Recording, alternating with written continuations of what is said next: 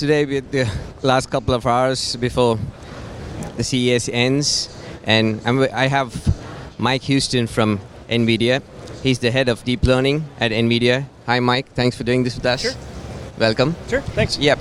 Mike, can you give us a brief overview as to what the revolution is with the Drive PX and the PX2 with Nvidia's launch? Yeah, so the main thing that we've done is we've put an unbelievable amount of horsepower that can fit into a car. So what this allows us to do is we can combine lots and lots of sensors together. So many cameras, many LiDARs, many radars, lots of ultrasonics.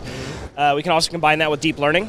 And all this together allows us to do a full reconstruction of the world, as well as better understanding of the world, so that we can make safer trajectory decisions and eventually control actuators in the car. Can you give us a rundown on the PX2 in particular? Sure. So the PX2 is a huge leap in performance from our last generation. So the PX2 is capable of doing 24 teraops of deep learning. Okay. So the best way to think about that is that's around the equivalent of 5 to 6 of our highest end GPUs that we make now. So the Drive PX2 relies on our next generation Tegra processors, as well as 2 of our next generation Pascal GPUs. So unbelievably dense compute, and we have a very specialized instruction set that's available in that chip to accelerate deep learning operations. Okay.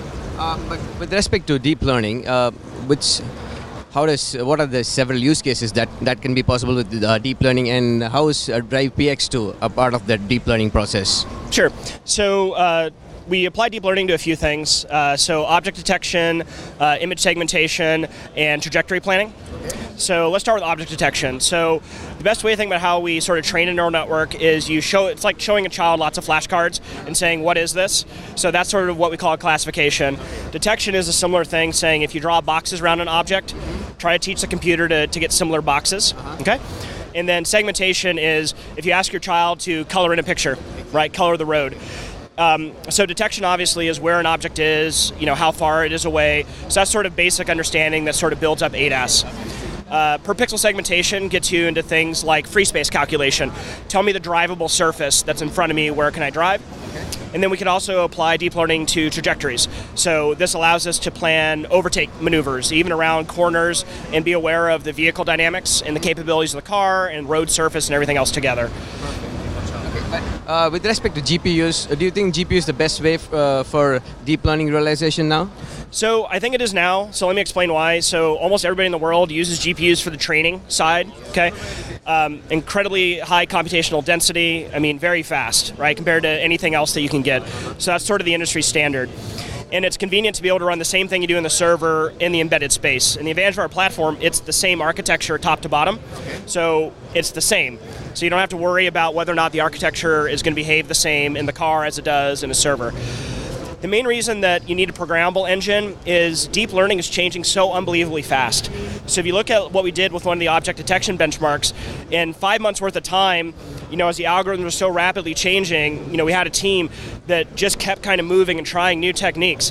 If you bake that into an ASIC, you can't move on to the latest, greatest thing, right?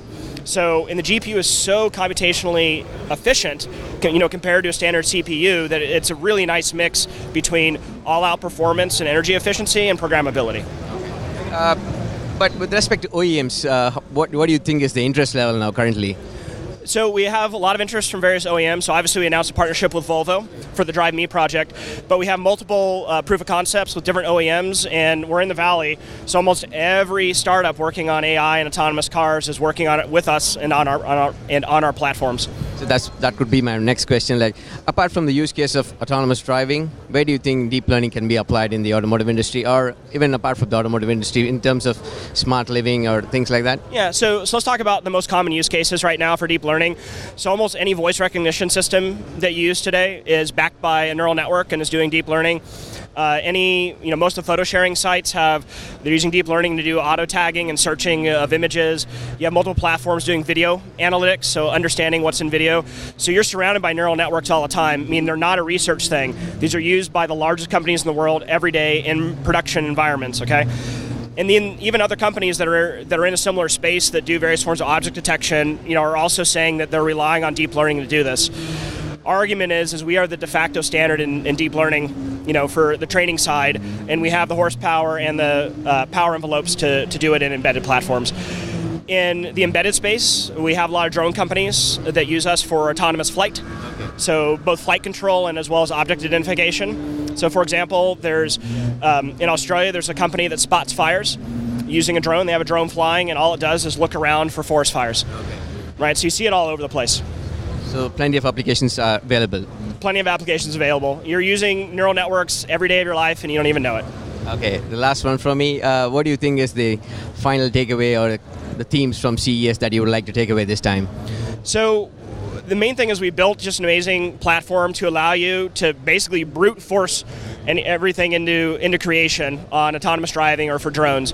The sheer amount of horsepower we have, and then all the open source work we've done with deep learning, allows just an amazing speed of execution and getting things, on the road or in the air, unbelievably fast.